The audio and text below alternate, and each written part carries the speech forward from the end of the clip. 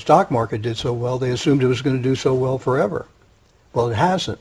So all of a sudden, our costs of pensions have gone up 5 times in the last 10 years, and they're going up on a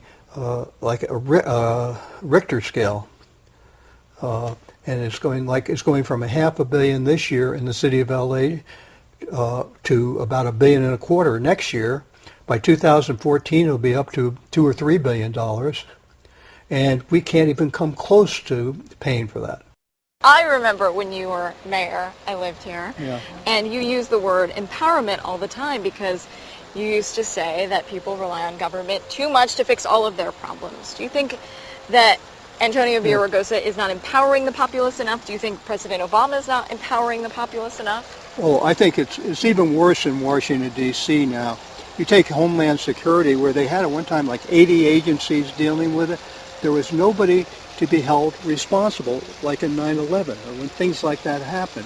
You have to have somebody at the top of the pyramid. The same way with the economy.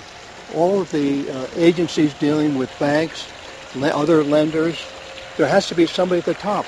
The stimulus has hardly created a single private job. It's all public jobs, most of which won't last very long because they're going to finish a bridge or a tunnel or whatever they're working on. And if you've heard other things, there's ridiculous things that money has been used for. Because they have to use it somehow. I was talking to some Los Angeles city officials, and they were saying there's so many restrictions that we're funding projects that we wouldn't have otherwise funded, but we have to use the money. Yeah, that's it. You have to use the money whether you should be using it or not. And there are all kinds of horror stories around the country.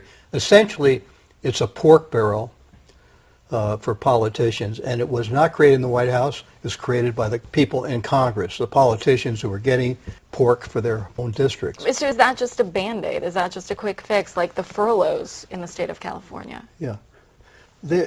Those are cheap Band-Aids. They're not even good quality Band-Aids. Charlie Munger, who is Warren Buffett's partner, is a good friend of mine. He said the Chinese wealthy people moving to California areas may be our savior because we're the best place in the world to live, particularly California. Our beaches, our rule of law, our ocean, our mountains. So China is going to save California? Well, this is Charlie Munger's idea, and Charlie has never been wrong. Unless we make dramatic changes quickly, it could really spiral over a cliff, and literally everybody will be bankrupt.